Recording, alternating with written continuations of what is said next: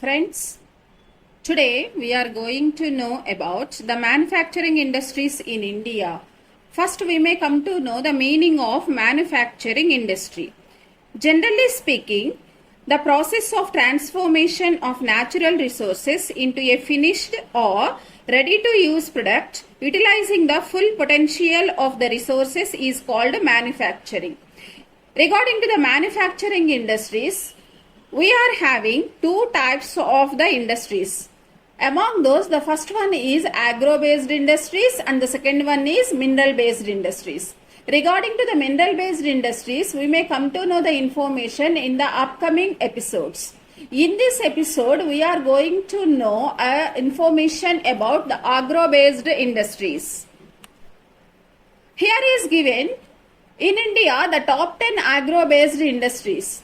And these are as taken as the examples of agro-based industries. Before going to know the examples of the agro-based industries, we may come to know what are called as agro-based industries.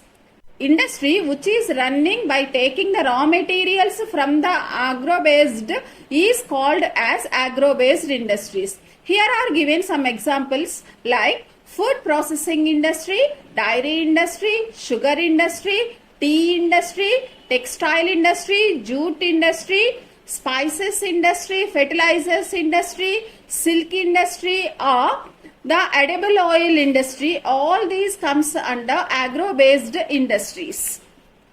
Here is given the classification of industries. Regarding to the classification of the industries, on the basis of the raw materials, we are dividing the industries into agro-based, mineral-based, animal-based and forest-based industries. On the basis of the financial products, we are dividing into light industries and heavy industries. And one more classification on the basis of the investment. On the basis of the investment, we divided the industries into large scale, medium scale and small scale industries. And one more classification on the basis of the management. Regarding to the on the basis of the management, we divided the industries into private sector, public sector, joint sector and cooperative sector. And other industries are comes under location cottage, function, ancillary, labor intensive. So the village industries, khadi industry, coir industry, handicrafts industries, primary or basic industries, secondary unit industries, tertiary units, crackers, beedies, shoes, all these comes under other industries. So here we may remember that the main classification of the industries depending on the raw materials, depending on the financial and depending on the investment and depending on the management. Here is given the main factors which is affecting the location of industries. To run the industry, few of the factors are influencing the running of the industries. Among those, all these industries factors we divided into geographical factors and non-geographical factors. Here we may come to know raw materials, power supply, water, labor, transport, market, site and climate. These comes under geographical factors. Whereas capital, government policies, bank and credit facilities and an efficient organization comes under non-geographical factors. Here I am giving once again geographical factors are raw materials, power supply, water, labor, transport, market, site and climate. These comes under geographical factors. Non-geographical factors are like capital, government policies, bank and credit facilities and an efficient organization. All these comes under non-geographical factors. Means all the factors which are influencing to run the industries we divided into geographical and non-geographical factors. So among these, now we are going to know about First, textile industries. In the textile industries, we are having cotton textile industry, silk textile industry, jute textile industry. Now we are going to know about the cotton textile industry. Regarding to the cotton textile industry, here is given cotton and jute industries, synthetic fiber industry, wool industry, silk industry, all these comes under textile industries. Now we are going to know about cotton industry. Regarding to the cotton industry, cotton is the main raw material. First we may know about the Maharashtra. Maharashtra is occupied the first place in India in the production of cotton textile. Regarding to the Maharashtra is the most important cotton cloth producing site of our country. And Maharashtra is often called as Cottonopolis of India as it is most important cotton producing state. Mumbai, Solapur, Pune, Kolhapur, Nagpur and other areas are in Maharashtra are more famous for cotton textile. Along with the major factors contributing to the concentration of textile industry in and around Mumbai are the black cotton soil in the hinterland of Mumbai, which provides cotton as basic raw material. Humid climate of shore-based Mumbai, which is ideal for this industry as the thread does not break so easily. Cheap electric power, which is available from Tata Hydroelectric Grid from Western Ghats. Mumbai's location is an international port which helps in importing of long staple cotton and machinery and export to finished goods. Skilled and unskilled labor which can be drawn from the surrounding areas, and also the excessive of the ready market for the finished products both in India and abroad. Mumbai is well connected with hinterland by roads and railways. Abundant supply of soft water for dyeing and bleaching. Banking facility is easily available in Maharashtra region, especially in the Mumbai. Proximity to the Middle East, which has a good market for Indian cloth. Especially the Suez Canal played a very important role as this region was made accessible for faraway countries. And also Mumbai also had an advantage of an early start being the oldest among all the industries. Now come to know about some information about Gujarat textile industry. Gujarat is the second largest producer of cotton textile industry in India. Ahmedabad mills produce cheap cloth. It accounts for nearly 23% of the mill cloth production. And Ahmedabad is the largest center where 73 out of 118 mills of Gujarat are located here. Now come to know the factors which are responsible for concentration of textile industry in our surroundings of Ahmedabad.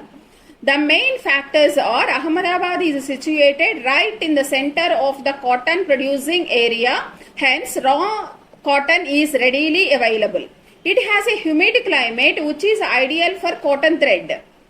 It has the advantage of both Kandla means free trade zone and Mumbai for export and import. These are well connected by road and drive to Ahmedabad. Most of the Ahmedabad mills produce cheap cloth which finds ready market among the poor mass of India. Cheap hydroelectric power is easily available. The other important centers of Gujarat are Vadodara, Surat, Rajkot, Porbandar, Morbi and Bhavnagar regions. These regions also more famous for cotton textile industry in Gujarat region.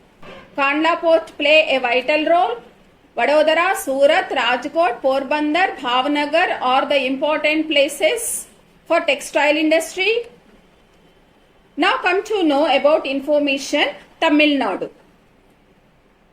Tamil Nadu is an important cotton textile producer in India, and Tamil Nadu is called as Manchester of South India. Total 6% of the milk cloth is available in India from the Tamil Nadu. Although Tamil Nadu produces only about the 6% of the milk cloth of India, the state excels the AN production and accounts for nearly 1/3 of the total AN production of the country. Coimbatore, Madurai, Salem, Tirunelveli, Tiruchirappalli, Ramanathapuram are the main important areas which are producing textile industry in Tamil Nadu. It is often called as Manchester of South India. Tamil Nadu mills are smaller in size and hence give less production. So, here we may remember one important point, that Tamil Nadu is called as Manchester of South India. Now come to know about the West Bengal region. In the West Bengal region, Kolkata is the most important textile center in West Bengal. Hooghly River providing water for textile industry here. It enjoys the facilities of being a major port, having humid climate, coal from Raniganj, local labor supply and large demand of cotton cloth. It has an excellent network of roads and railways. Now come to know about the information of cotton textile industry in Uttar Pradesh. Regarding to the Uttar Pradesh, Kanpur is the largest center in Uttar Pradesh state. Most of the cotton textile industry has developed along the western part of the Uttar Pradesh. In the western part of the Uttar Pradesh, especially Kanpur is the largest center. Lucknow, Agra, Moradabad, Modi Nagar also important places for cotton textile industries. Other states known for the cotton industry are Andhra Pradesh, Telangana, Kerala and Karnataka in south. Come to the north, Punjab, Haryana and Rajasthan are important centers. Now come to know the problems to the cotton textile industry. Scarcity of raw material is the main problem to run the cotton textile industry in India, because the superior quality cotton means the long staple cotton is not readily available, especially in India, and sick mills. Mills are not using the advanced technology machinery, and power supply is irregular. Machinery needs to be upgraded in the weaving sector. Low output of labor, stiff competition with the synthetic fiber industry. So all these are the main problems to cotton textile industry. Now come to know some information about silk industries. India has been well known for production of silk since ancient times. India has the unique distinction of producing all the 4 varieties of silk like mulberry, tussar, eri and muga. Here are given 4 types of the silks which is producing in India. The tough competition with Italy and Japan caused a setback to Indian silk industry. The synthetic fibers and artificial silk, being less expensive, have been in the competition with pure silk. The art of rearing silkworms for silk production is called Seri culture. The raw material is produced by silkworm reared on mulberry bush. Sericulture industry has 2 sectors, one mulberry and second non-mulberry sectors. So here is given how we are forming the silk, means rearing of the silks. Karnataka is the foremost silk producing state of the country. It produces only mulberry silk and accounts for 70% of the silk production. The important centers are Mysore, Bangalore and Kolar in Tamil Nadu, Kanchipuram, Coimbatore, Salem, Tanjavur, Tirunelveli and Madurai. The other states are West Bengal producing about 13% of the country's total production, and Jammu and Kashmir, which has the main silk textile centers in Anantnag, Baramulla and Udhampur. Srinagar is the best center for silk manufacturing. Hence, automatic machineries are used for this purpose. In Uttar Pradesh, Varanasi, Mirzapur, Shanjapur, Pratapgarh are also known for silk garments.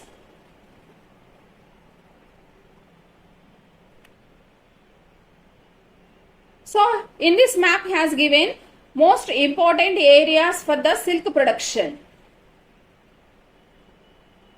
The art of rearing silkworms for silk production is called as sericulture. Availability of the silkworms are known as Bombyx mori. New technology introduced in Bombyx mori for the increasing of the production in silk. Provides employment for women folk in rearing silkworms. Men work for the plantation of mulberry. Favorable climate is available in India for the sericulture. Availability of the mulberry plant. Abundant soft water is available. Here is given the sericulture production from the egg to weaving of the silk cloth. The stages are given here. Egg stage, larva stage, pupa stage. In the pupa stage, the saliva is releasing from the mouth of the silkworm and it is completely covered with its body. And silkworms are boiling in the water. After boiled in the water, we are removing the thread from the body of the silkworm. Then the thread is weaving as a cloth.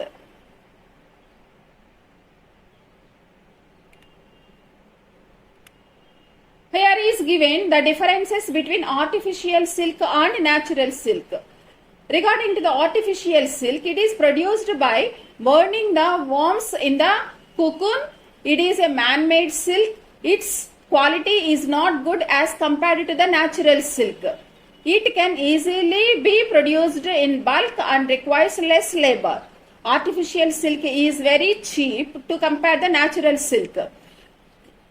Come to the natural silk. It is the naturally produced by the silkworms. It is obtained from silkworms.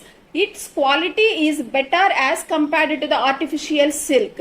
And natural silk is produced by the silkworms. So, it takes time and labor to extend silk and treat the silkworms. And it is more expensive when comparing to the artificial silks. Here is given basic raw materials which are using for artificial silk. We are using caustic soda, sodium sulfate and sulfuric acid. By using these three raw materials, we are making the artificial silk.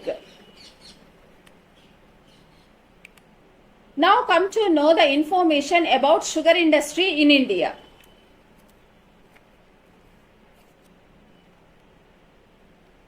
Regarding to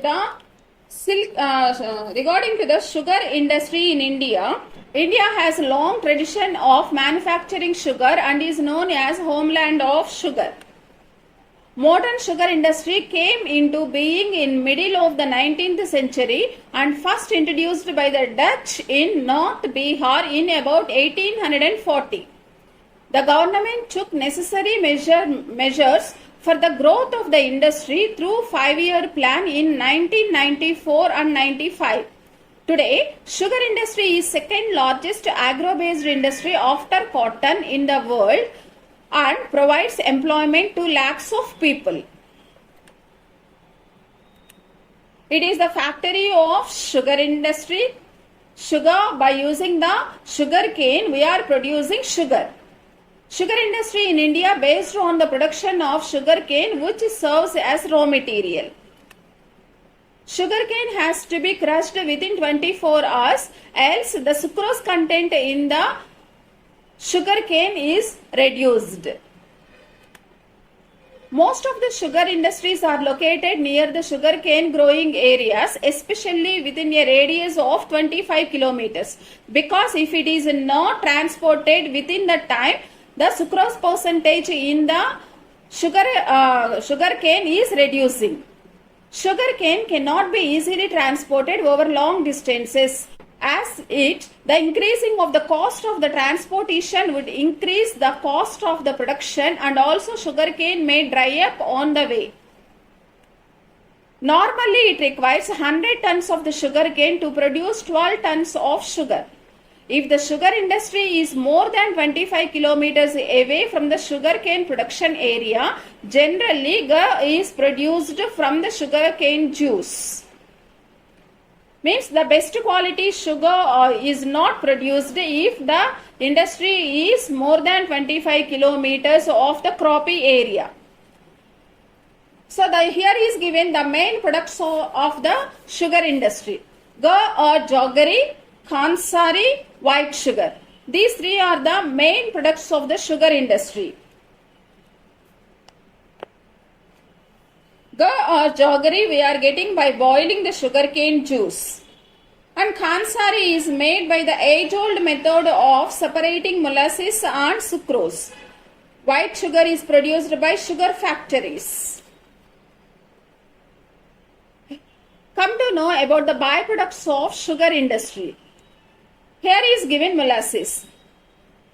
It is one of the byproduct of the sugar industry and it is used for manufacturing of fertilizer, DDT, power alcohol, synthetic rubber, plastic, rum, chemicals and cattle fed. And it is bagasse. It is a residue of the crushed cane and serves as the raw material for paper industry, also used for making cardboards. And third byproduct of the sugar industry is press mud. It is used for making wax, shoe polish and carbon paper. It is rich in potassium, sodium, phosphorus and organic. So these three are called as byproducts of the sugar industry.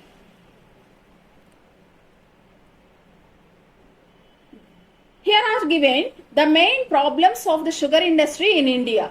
Yield per hectare very low as compared to the major sugarcane producing countries of the world. Short crushing season. Mills and workers remain idle during the remaining period of the year. Financial problems for the industry also one of the biggest problem for sugar industry. High cost of production. Year by year, the production of the sugar is increasing. Inefficient technology. We are not using the modern technology in the industries of the sugar.